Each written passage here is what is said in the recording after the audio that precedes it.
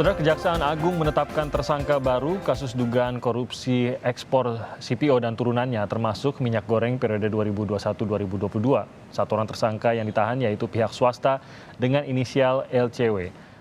LCW adalah pihak swasta yang diperbantukan di Kementerian Perdagangan. Tersangka diduga bersama tersangka sebelumnya yakni Dirjen Perdagangan Luar Negeri, Kementerian Perdagangan, Indra Sari Wisnuwardana mengkondisikan produsen CPO untuk mendapatkan izin ekspor CPO secara ilegal.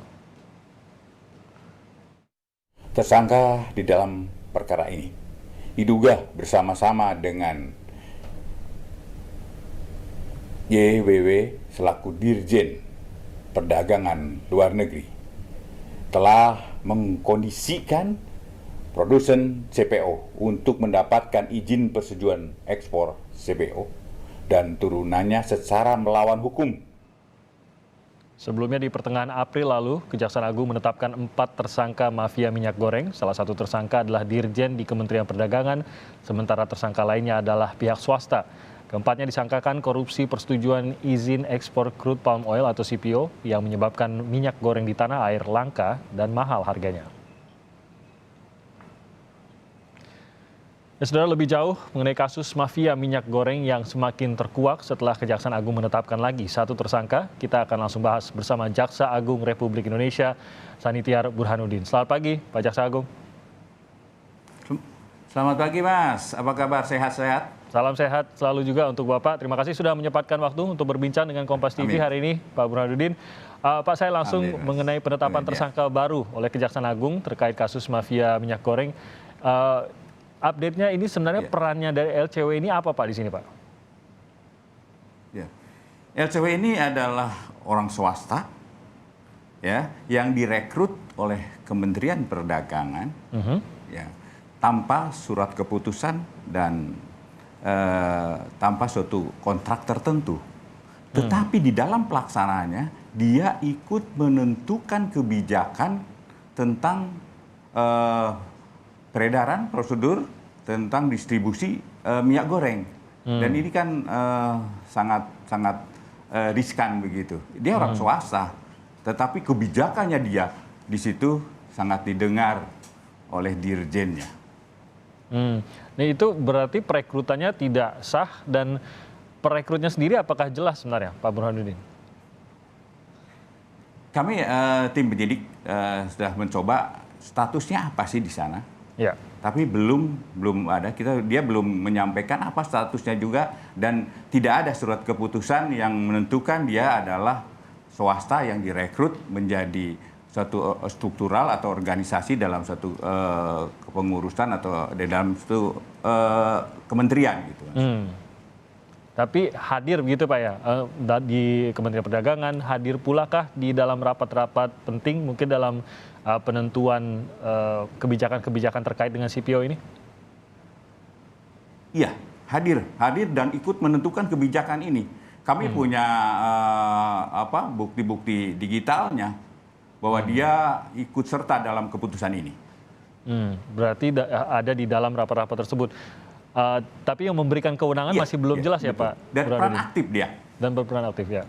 Gimana, Mas Dulan? Yang memberikan kewenangan untuk hadir dan bahkan seperti kata Pak Burhanuddin tadi, bahkan bisa menentukan bersuara juga dalam rapat-rapat tersebut. Siapa yang memberikan kewenangan tersebut masih belum jelas, Pak? Kita sedang dalami, Mas. Tetapi mestinya kita tahu pasti ada yang menentukan di situ siapa yang mendudukan dia di situ. Kalau hubungannya dengan 4 tersangka sebelumnya itu seperti apa, Pak? Kalau hubungannya justru itu, Mas. Dia ini menentukan ya, yang tadinya DMO itu 20%, dia sampaikan cukup dengan komitmen aja. Ini kan sangat berbahaya. Harusnya kan 20% ini untuk PE. Untuk PE itu syaratnya adalah DMO 20%. Dan itu harus dilihat faktanya di lapangan. Tapi ternyata hanya dengan suatu komitmen aja, dia menentukan itu udah tidak perlu melihat lapangan, tapi komitmen aja yang akhirnya terjadi ini. Dan memang kalau di dalam laporan-laporan, ya 20% semua sudah terlampaui, bahkan ada 26% untuk dalam negeri. Tapi faktanya di lapangan barang tidak ada. Artinya apa? Artinya itu adalah adanya satu pelanggaran di situ. Dan posisi swastanya ini sendiri, Pak Burhanuddin, apakah pribadikah atau LCW ini sebenarnya juga representasi dari perusahaan? Sementara ini secara pribadi aja, dia LCW ini pribadi yang direkrut. Kalau latar belakangnya sendiri apa Pak yang sudah diketahui dari LCW ini? Kalau tidak salah ekonom, Mas. Seorang ekonom ya, tapi bisa memiliki akses ke Kementerian Perdagangan. Nah, apakah sudah diketahui juga? Akses dan bisa menentukan kebijakan, kan riskan, Mas.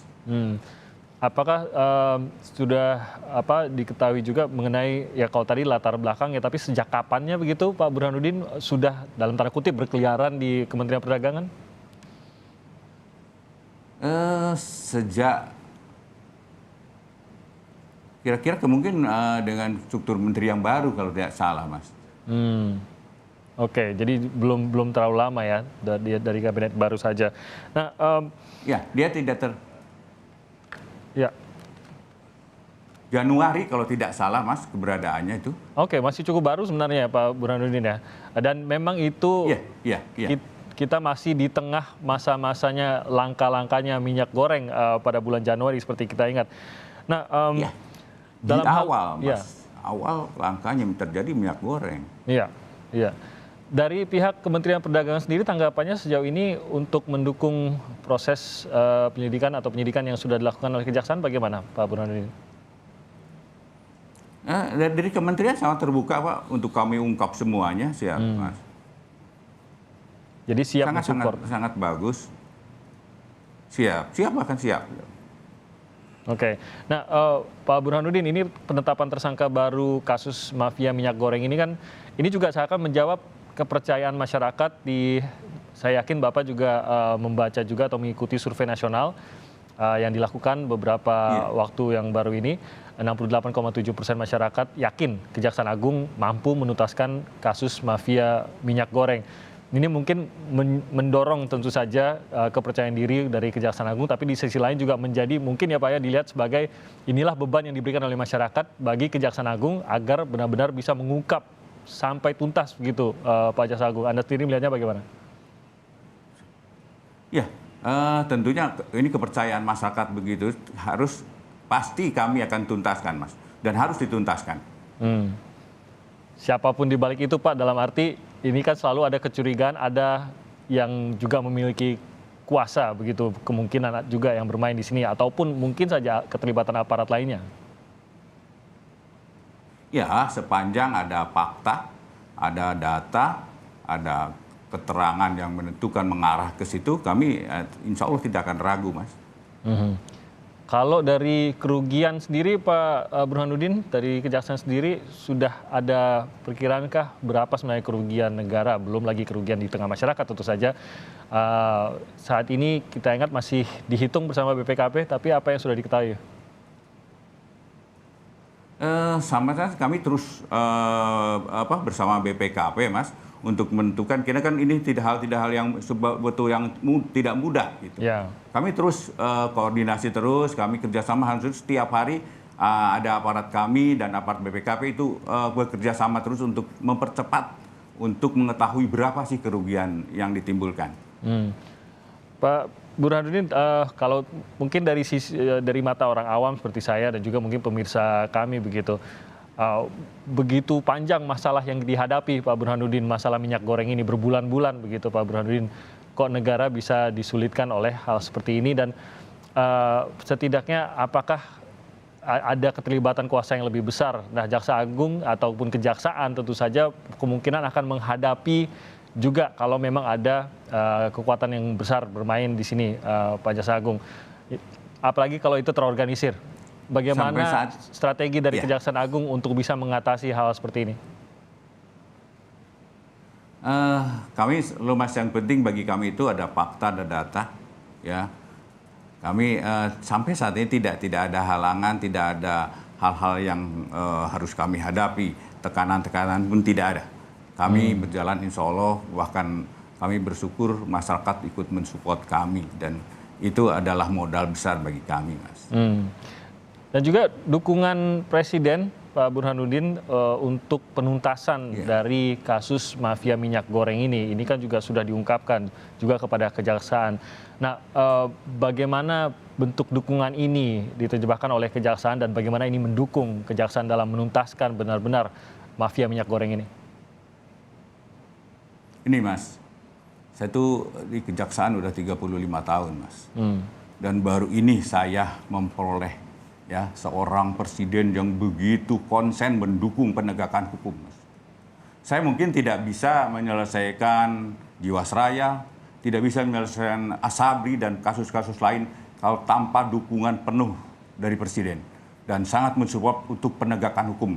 Itulah Presiden Jokowi, Pak. Jadi Anda yakin bahwa apapun pergerakannya, siapapun yang nanti mungkin saja mencoba menghambat penyelidikan, akan ada dukungan setidaknya dari istana dalam hal ini ya? Siap, Mas, siap. Baik, nah dari kejaksaan sendiri, adakah target dalam penuntasan kasus minyak goreng ini, Pak Burhanuddin? Sesegera mungkin, Mas, karena kami masih kasus-kasus lain kan banyak nih, Mas. Jadi kami memang targetnya anak-anak saya suruh, ayo kerja lari cepat, tepat, dan tuntas. Baik, tentu saja kita akan menantikan bagaimana komitmen ini juga bisa nanti diterjemahkan dalam hasil-hasil dalam penuntasan dari mafia minyak goreng ini. Jaksa Agung Republik Indonesia, Pak Burhanuddin, terima kasih banyak sudah bergabung bersama kami pada pagi hari ini. Sehat terus, Pak Burhanuddin. Selamat pagi, Assalamualaikum. Waalaikumsalam, terima kasih.